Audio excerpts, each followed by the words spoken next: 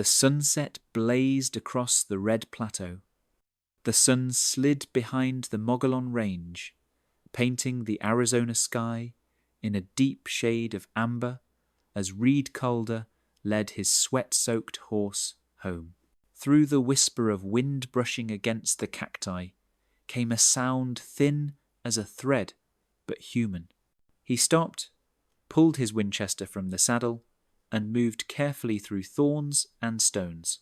Behind a fallen log, she lay there, an Apache girl, blood soaking her side, eyes half open, alert and defiant. "You are hurt," he said softly. "Please, finish it." The words struck Reed like the butt of a rifle.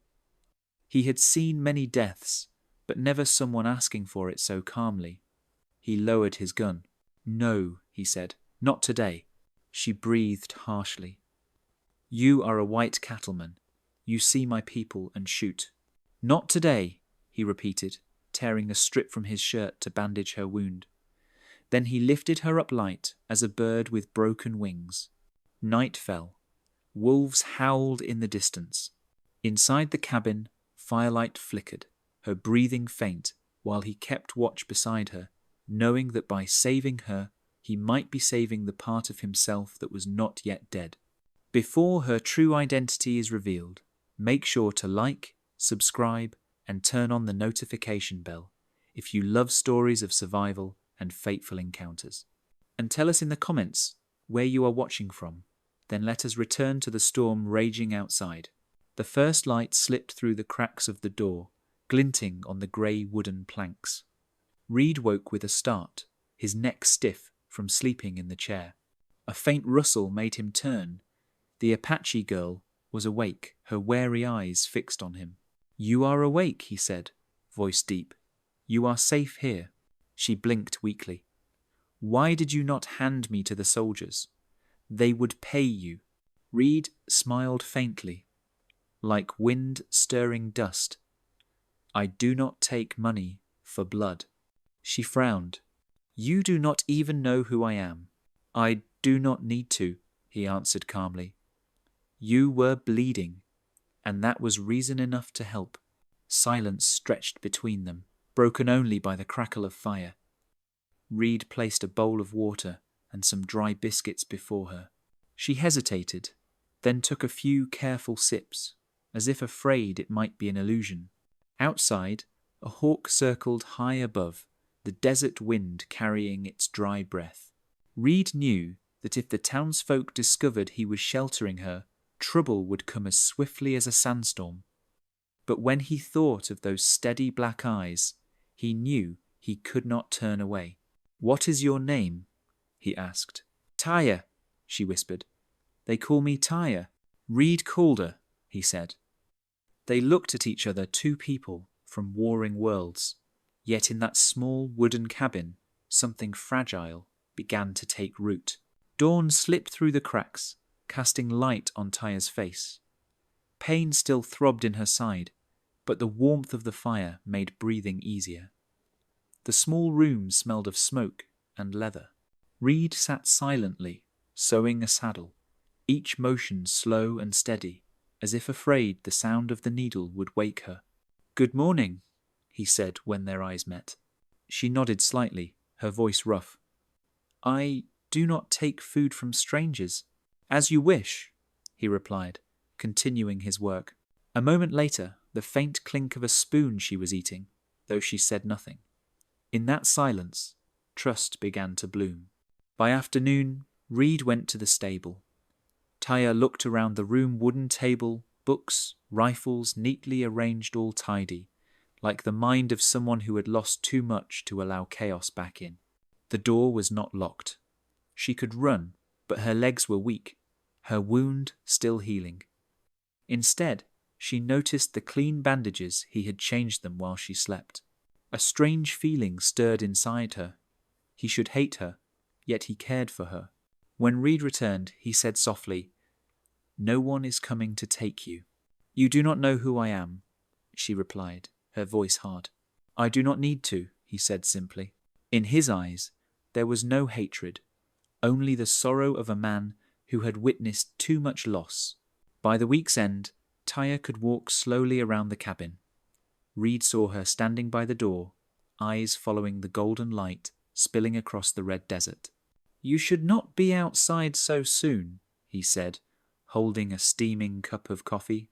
"I need to see the sky," she answered. "It reminds me that I am still free." Reed smiled faintly. "Freedom is good, but if you are not strong enough, it can hurt you too." She glanced at him. "You sound more like an old man than a cowboy." "There. Maybe because I am old enough to listen," he said. That evening, she asked to see the horses. Reed walked beside her, silent, as she stroked the mare, drinking from the trough. Her hand trembled, but her eyes shone. The sight brought back a memory of his late wife, gentle but piercing. At night, they sat by the fire. "Why did you not do what I asked that day?" she whispered. "Because I have seen too many die," he answered. "I once thought mercy meant ending it quickly, but I learned that true mercy is refusing to abandon someone, even when they have abandoned themselves." She lowered her head, eyes glistening, but without tears. Outside, the wind sighed long and low, while inside, a warm silence wrapped around them, as if, in that vast desert, two lost souls had just found each other. In the days that followed, the cabin seemed alive again. Taya's soft laughter mingled with the wind and the crackle of fire. But in Red Bluff, rumors spread fast. Reed Calder is hiding an Apache girl. Each time Reed went into town, people's eyes turned cold. One afternoon, Clayton Briggs, a big man with a beard like wire, blocked his way outside the store. "Heard you been keeping one of those savages, Calder," he sneered. "Then you heard wrong," Reed replied evenly. Briggs narrowed his eyes. "We do not tolerate their kind here." Reed said nothing, lifted the sack of flour onto his horse, and rode off. But in his mind, he knew trouble had already begun. When he returned, Tyre was hanging blankets on the porch. "They know?" she asked quietly. "Maybe," he said. "You should not help me. They will hurt you." "Let them come," Reed said, his eyes steady. "I do not care." Dying. That night, he cleaned his rifle by the fire, while she sewed her dress, her hands trembling. "If they come, will you fight them?" she asked. "If I must," he said. "Why not just hand me over?" "Because that is not how I live." Outside, the wind rose, dust swirling through the night.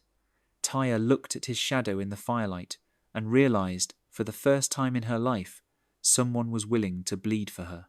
The next morning, the rain had washed the desert clean. Reed stood on the porch, watching the wet earth gleam under sunlight, knowing the real storm was still coming. All day, he and Taya worked side by side. She was stronger now, walking slowly but with steady eyes. "If they come again," she said, "I will not hide." "You are not healed yet," he replied. "I do not want anyone to fight for me. If there is a fight, I will fight too." Reed looked at her, then nodded. "All right. We stand together." That night, the full moon lit the rocks like silver. They sat on the porch, listening to the wind. "Have you ever thought of leaving this place?" she asked. "This is my home," he said. "If I leave, there is nothing left." She smiled softly. "Then I will stay. It is not your choice, it is mine." The firelight flickered across their weathered faces. "If I had left you that day," he said slowly, "I would not be myself anymore." Tyre looked at him for a long time. "I once thought your people only knew hatred, but you are different." And in the trembling glow of the fire, the line between savior and saved disappeared. The days that followed grew unnaturally still. The sky seemed to hold its breath. Both Reed and Tyre felt that something was coming. Every afternoon, Reed's eyes lingered on the horizon, where wind dragged thin pillars of dust, omens of violence. Then one night it came true. From afar, The thunder of hooves echoed steady and fast. Reed set down his hammer, eyes darkening. "They are coming," he said quietly. Taya froze. "How many?" "Not sure," he answered. "But more than before." She stood, eyes blazing in the lamplight. "Then it is time." Reed looked at her, the same girl who once lay dying in the desert, now stood tall, unflinching. "Are you certain?" he asked. "I am not afraid any more," Taya said, voice firm as stone. He opened the chest and handed her an old rifle. "You know how to use this?" Taya pulled the bolt back smoothly. "My father taught me when I was 10. Reed smiled faintly. "Then we have a chance." They prepared in silence. No panic, no fear. Taya filled the lamps, placing one by the window. Reed checked the ammunition, barred the stable door, and doused the lights, leaving only the faint glow of the hearth. When the desert was swallowed by night, moonlight revealed 5 riders halting by the fence. Clayton Briggs led them, his grin cruel beneath his hat. "Good evening, Calder," he shouted. "Told you this was not over." Reed stepped onto the porch, rifle in hand. "Go home, Briggs." "Not a chance," Briggs spat. "You are harbouring a savage, and we cannot allow that." "She has hurt no one," Reed said firmly. "You have no right here." Briggs scoffed. "You forget she is the enemy?" The wind howled, cold as a blade. Then Briggs drew his gun. "Step aside, Raid." The first shot rang out from Reed. The bullet struck the ground before Briggs's horse, making it rear. Gunfire exploded from both sides. Glass shattered. Sparks flew from the wooden posts. Taya climbed to the loft, aiming through the slit. Her first shot hit a man's shoulder, throwing him from his horse. Screams echoed in the wind.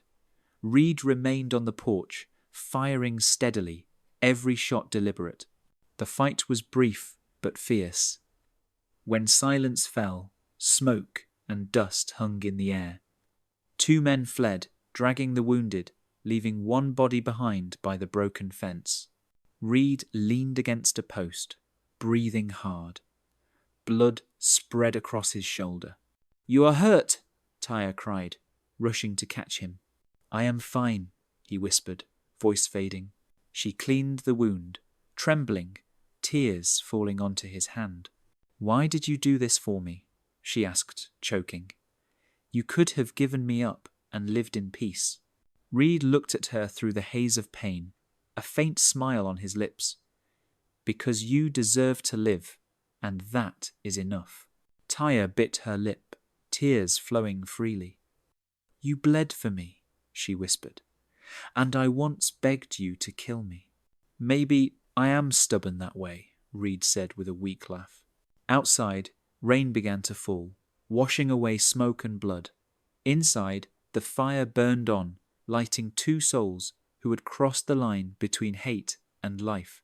All night, Taya sat beside his bed, changing his bandages, holding his hand. When dawn broke, sunlight spilled through the window. Reed opened his eyes to see her still there, weary but smiling. "You did not sleep?" he asked. "I did not dare," she said softly.